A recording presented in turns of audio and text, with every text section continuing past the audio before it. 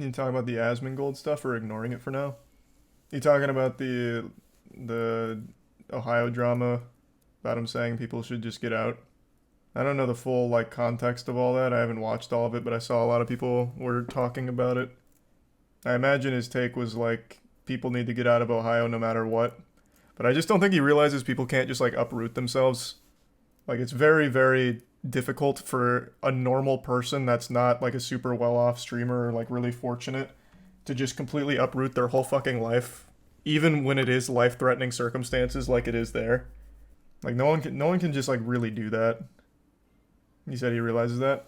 Oh, okay, well that's good. Like I said, I don't know the full situation. I just saw what people were talking about.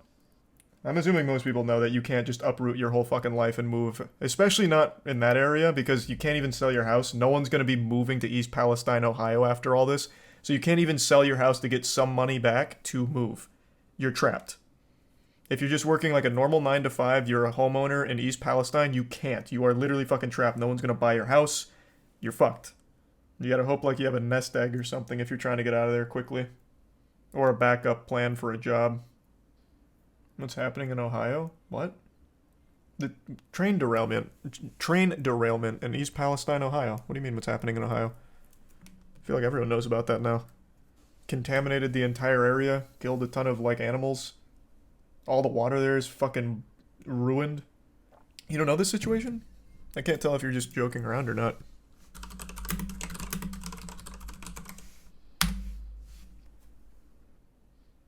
Not everyone lives in America, to be fair.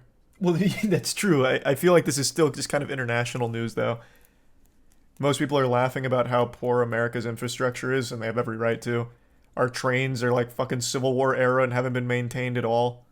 And then this massive disaster happens. American thought process. I don't know, I just see so many people dunking on American infrastructure from overseas. And they're totally right. Our infrastructure is beyond laughable. And this is just like the most recent example of it. So I don't know, I felt like it was more international news than it was then, I guess.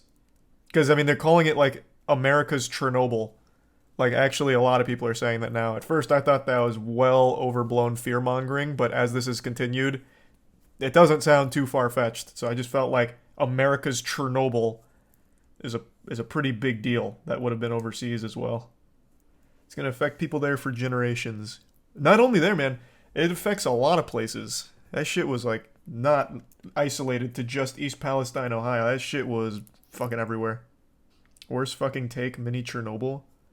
Like I said, at first I thought that was kind of like overblown fear-mongering, but the more you read about this, the more fucked it looks. So it's really not that big of an exaggeration to call it like a little mini Chernobyl. It really is, and I'm starting to agree with that. That shit is absolutely foul. How many animals have died? Like 30,000, 40,000? Just fucking dropping dead? 50,000. Oof. And all the fish. Well, yeah, the fish the fish were fucked real quick. The fish were real fucked. The water is super contaminated. That water looks like my goddamn septic tank out there, and it's got all kinds of like oils and shit floating in it now. Oh my god, yeah. Would you drink the water there for $1,000? Bro, it's committing suicide for $1,000, no shot. So a mini oil spill? Not oil. Vinyl chloride and a few other chemicals, but vinyl chloride being one of the main ones. What kind of chemical is that? I don't know, a bad one? I have no fucking idea what kind of chemical that is, man. Look at me. Do you think I'm a fucking scientist? I don't know what vinyl chloride is used for. This shit wasn't an accident. Well, I don't necessarily believe that. That's getting more conspiratorial. There would be no reason to derail a train in East Palestine, Ohio, and poison all of that and just put on blast how awful the American infrastructure is for their train tracks. That'd be like the worst conspiracy ever. That'd be like the worst idea. It's nothing but net loss all across the board for the people in power. That would be so wild. Population control? No one died.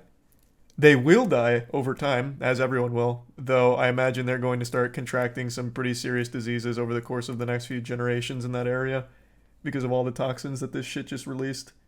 So that'd be like really long-term population control in a pretty small town. That's probably just not like a good plan. And there's a derailment near Detroit, but luckily no dangerous spill. There's a derailment every fucking hour, basically. I pulled up the stats last time we went over this, and I can't remember. How many derailments were there in 2022? 2,400? I'll just look it up again.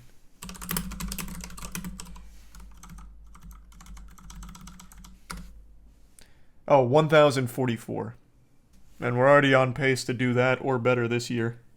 It's just completely fucked. That's 3 a day. Yep. That is at least 3 a day. Ish. In the world or just the USA? What? No, this is just the US. Why would this be the world? That wouldn't be pertinent to this at all. No, it's just the US. Even this headline, they've increased under Joe Biden. I don't know if he himself is the one responsible for tipping the trains over. But I do know that recently they they straight up shut down a railway workers strikes because they were striking about the conditions of the tracks. And they said, nope, no striking there. They shut that down. So no, that's US, not worldwide. Shit's scary. Just wait until American bridges start to collapse. Can you stop putting that evil out here? Why are we going down this again? I just talked about how this has become a new fear of mine after this whole situation. I learned from all of this that it's not just the railways that they don't give a fuck about. The majority, I'm not going to say the majority, a large portion of American bridges aren't maintained. And they fail bridge inspections. So instead of fixing them, it's cheaper to just stop doing the inspections so they stop failing. So what's happened for a lot of bridges is they no longer inspect it because they know that it's going to fail. So they don't actually maintain the bridges anymore. Which is fucking terrifying. Is absolutely terrifying. So now I avoid bridges. I'm literally one of those weirdos now. And it doesn't even strike me as irrational anymore, man. It's like I had no idea. I was reading about that for like 6 hours when this shit was popping off. And I wasn't just reading like Facebook posts. I was literally reading from people like that actually work in the industry. I was going over all of the documents and all of everything about bridges in particular. And the state that they're in. How can you avoid bridges in Tampa? I just don't really go anywhere that requires a bridge, and when I do, I just take the long way around because you can go kind of like up and around in the area. Yep. It's scary, man. How long is the lifespan of a bridge? Bro, do I look like a goddamn bridge expert to you? All I know is the current state of them. I don't know how long they're typically supposed to last. I don't know why I get asked these questions. I am clearly not an expert. You said you read for hours? Yeah, about the state of the bridges, not every historical detail about a bridge and the life cycle of a bridge. I was reading about the information that's pertinent to the current condition of the bridges. According to my 5 seconds of research, there is 1,700 derailments in Australia. Oh, do you guys suck ass with trains too? Is that right? God damn it.